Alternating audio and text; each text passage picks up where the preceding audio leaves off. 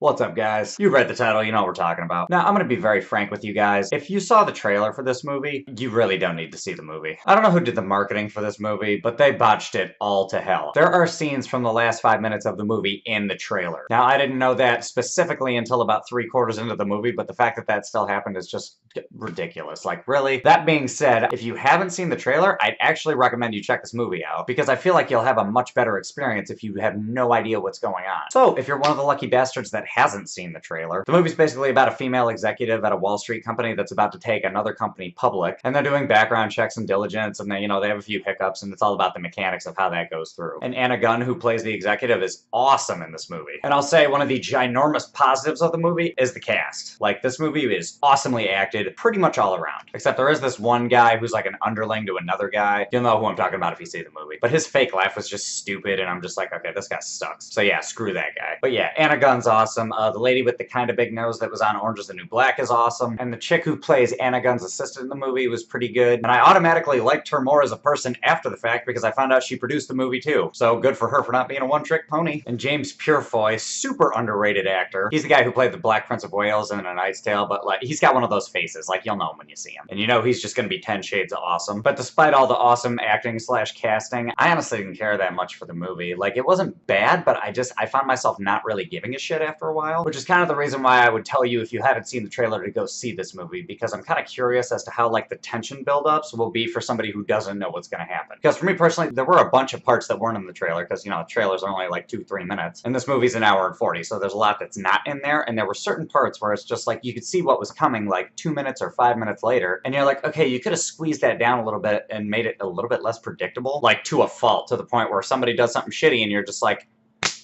not surprised. And I thought the movie didn't really have that good of a focus, per se. Like, if you did watch the trailer and you're like, okay, this movie's probably gonna be about how women constantly get screwed over in like a Wall Street type scenario. Or it's gonna be like some kind of financial crisis crime thriller. Or it could even be a cat and mouse thing where the chick from Orange is the New Black is like trying to go after Anna Gunn's character. There wasn't one unifying goal with the movie. It was kind of all over the place. And they touched very, very gently on not the inequalities, but the differences between men and women and the certain life struggles in general that they have to go through. They only touched on it like a little bit, and it's like, you could have made a way more intricate thing with that. Like, this movie's very, very surfacey. There could have been a lot more layers. There was a little bit, but like I said, not enough for me to like give a shit, really. Like, this movie just feels incidental because it's about one specific initial public offering of a company. Like, there's no greater scheme to it or greater message to it, you know what I mean? However, I did like that this was a totally female-led, written, directed, produced, all women, basically. Like, it is healthy to have that scenario once in a while when making a movie. We need to see more female-led films. It's just fair. Come on. And despite the fact that this movie missed the mark on a lot of things, all the characters have flaws. Like, there is no gender bias when it comes to imperfection. Like how both men and women can both be workaholics, or how they can both be cutthroat ass faces, and also how men and women can both be family-oriented, and not be tied down and have work consume their life. Which is cool, because will men and women ever be truly equal? No, because we have chemical differences between the two genders. However, when it comes to social equality, yes, we can get pretty damn close. I just wish this movie would have conveyed that a little bit more, or found a way to focus on any one of the things that I mentioned before. So all in all, for a rating, I'm gonna let this one squeak by just a little bit and give it a 5.1. Even though I didn't really enjoy the movie when I saw it, it still had a lot of redeemable qualities from like a fundamental standpoint. And the acting was just off the chain, let's be real. Also, the last thing that I'll add at the end was just kind of like puzzling and kind of unfulfilling. But that's just me personally, I'll let you be the judge of that. So basically, give it a watch. Just give it a shot, see how you feel about it. And don't watch the trailer. Whatever you do, don't watch the trailer. Alright guys, that's my 2 cents for the day. Hope it was worth it. If you did see the movie, cool. Drop me a comment, let me know what's up. Other than that, just like, subscribe, do all that other shit, and I'll catch you guys next time.